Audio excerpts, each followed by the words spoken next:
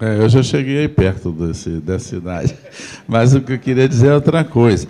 Quando você vê o outro lado, você vê a reunião Já teve essa reunião na Califórnia lá, e um jornalista conseguiu penetrar e publicou um livro dos 80 a 20, né? 20%.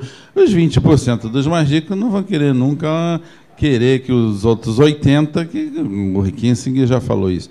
Então, esse problema aí é só teórico. Na prática, isso não existe, né?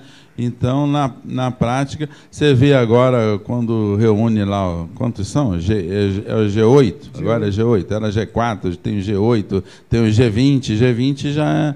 Né?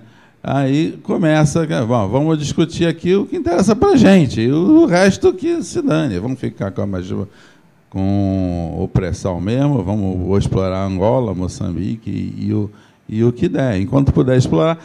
Agora, não tem, vamos dizer, hoje, né, não tem como você manter.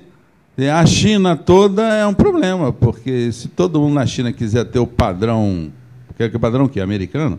Padrão o quê? Francês? Inglês? É impossível. Gente, uma pergunta.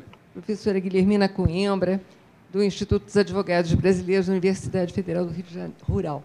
Me aposentei ano passado.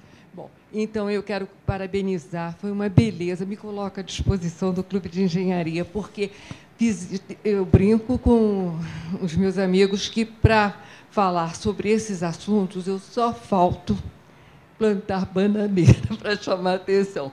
Então, o nosso site é www.ibim.com.br. Eu estava conversando com uma colega e estava dizendo para eles que eles não sabem estava dizendo para ela que essas teses todas, os interessados, os que pagaram por essas teses, eles não sabem com quem que eles estão lidando. Porque o brasileiro, ele briga muito no varejo, mas no atacado ele está sempre de acordo.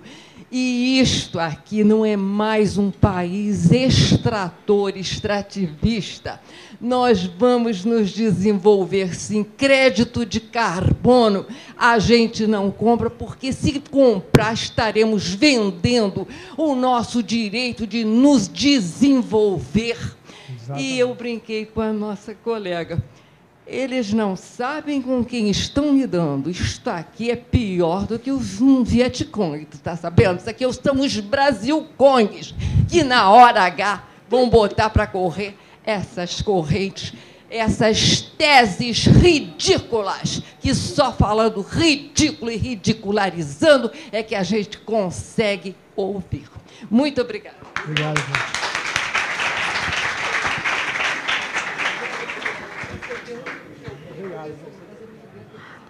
Bom, tem outra pergunta aqui, tem outra ali, e eu estou de olho na hora também. Meu nome é Crispim, trabalho na Petrobras e eu acho que toda unanimidade é burra, como diz Nelson Rodrigues. Portanto, eu vou quebrar essa unanimidade aqui. Eu me permito ter dúvidas. Eu nunca aceitei as teses completas que eram apresentadas, mas também não me aventurava a dizer que é tudo falso. Eu não tenho certeza. Acho também que você usou muito para mim, um certo exagero, porque eu li muito sobre o assunto, nunca li que eles foram tão longe nas mentiras como você apontou aqui, ou seja, li mal. Agora, outra coisa, por que ninguém apresenta um troço simples?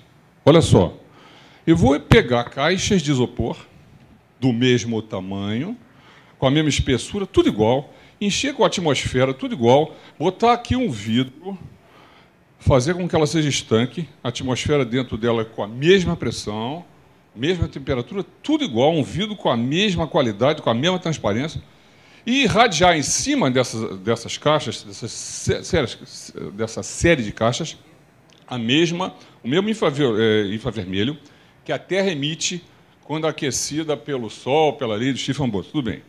Pode ser até que seja mais de um comprimento de onda, o que vai fazer, da minha experiência, uma matriz. Fica um pouquinho mais caro, mas continua simples pra cacete. Eu, em vez de fazer essa beleza de resolver o problema no mundo e ser bacana, não. Vamos fazer a coisa devagarzinho. Por que ninguém publicou isso?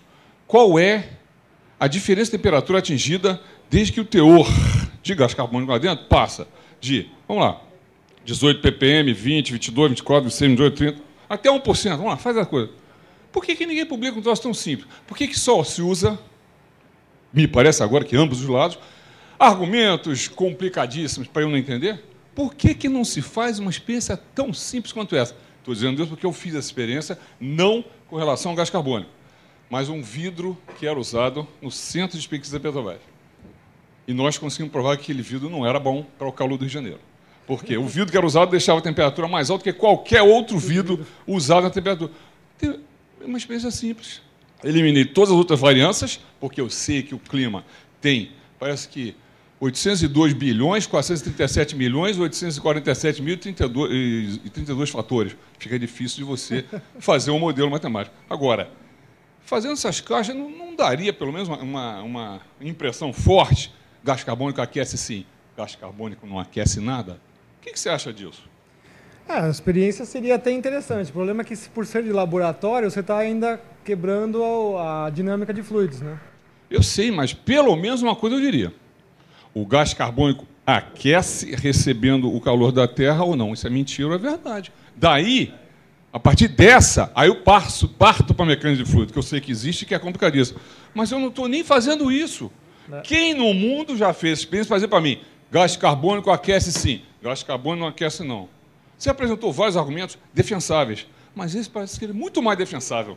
Bota uma série de caixas, altera o teor de gás carbônico e diz, não alterou nada, temperatura Vou igual. colocar na minha palestra. Até o milésimo do grau, temperatura igual. Está aprovado. Agora, se aumentar, fica provado que o teor variável de gás carbônico aumenta. Por que ninguém faz? Eu duvido que isso seja uma experiência cara. É simples e barata. Por que a gente fica, então, fazendo argumentos bonitos, falaciosos? Aqui, sem fazer crítica. Mas aquele rapaz quase resolveu o problema do mundo. A gente não tem essa capacidade, não. Já participei de muita reunião, meu maior papel foi moderador. Por quê? Gente, a nossa capacidade é desse tamanho. Não vamos querer resolver o problema da China aqui. Não dá. A gente não pode, a gente tem que resolver um problema pequenininho. Parte do começo, faz vetor pequeno. É isso aí. Eu gostaria de saber se existe alguém pensando em fazer uma experiência tão simples quanto essa. Não, nunca ouvi falar.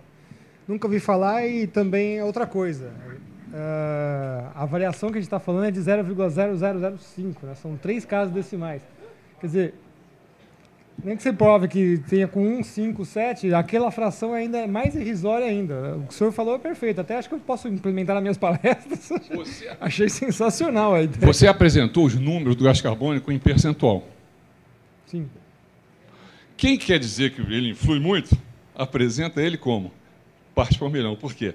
Números maiores impressionam mais. Números menores impressionam mais para o seu lado. Ninguém aqui está sendo totalmente isento. Não estou dizendo que você não é isento. Mas, pô, ele apresentou números e percentuais. Viu que insignificância? Aí chegou partes por milhão. Fica muito maior o número. Não, mas o que assim, você falou, por milhão, é 330. O cara chega lá 330 moléculas em 1 milhão de moléculas? A única pessoa desse planeta, que não fez marketing se chamava Jesus Cristo. Oh. Isso aí.